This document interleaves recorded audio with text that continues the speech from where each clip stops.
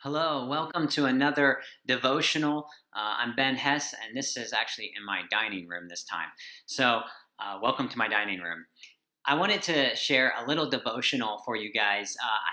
In the past few times that I've shared a devotional, I've been going through the new covenant. And what does that mean as a people of God?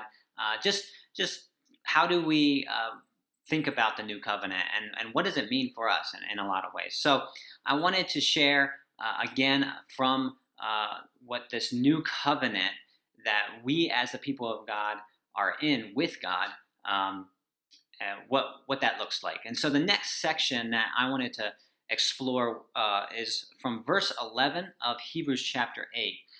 And it says this, and this is originally, again, from Jeremiah 31. So it says this, and they shall not teach, speaking of the people of God, they shall not teach each one his neighbor and each one his brother, saying, know the Lord, for they shall all know me, from the least of them to the greatest. We as the people of God, I think, struggle with this teaching, with this understanding of the covenant, because we often look to teachers. We often look to people to teach us to know the Lord. And here it clearly says that in those days, in the new covenant, we don't necessarily, knowing the Lord is not equal to people just teaching each other. Teaching each other, I think, is still valuable because we share our shared experiences of what God is teaching us. But it is our responsibility to seek God and to know the Lord in a way that is intimate, personal. And how did Jesus do this? So how does God teach us? Well, he sent his Holy Spirit. And so as the Holy Spirit dwells in us, we experience the presence of God. And so whatever we're doing in our daily lives, what is it that God is teaching us? And it's important for us to think about this and remember this as we live our lives.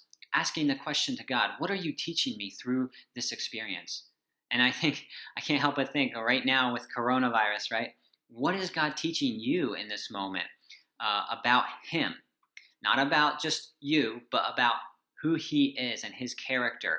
And so it's important to ask these questions, I think.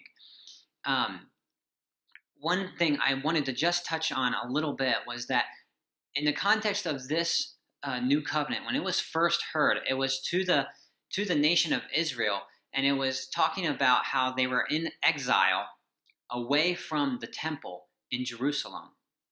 And the temple represented the presence of God. It was where the presence of God dwelt.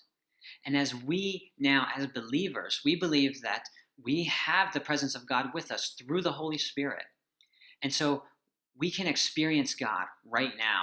And so what is he teaching? What is he teaching you?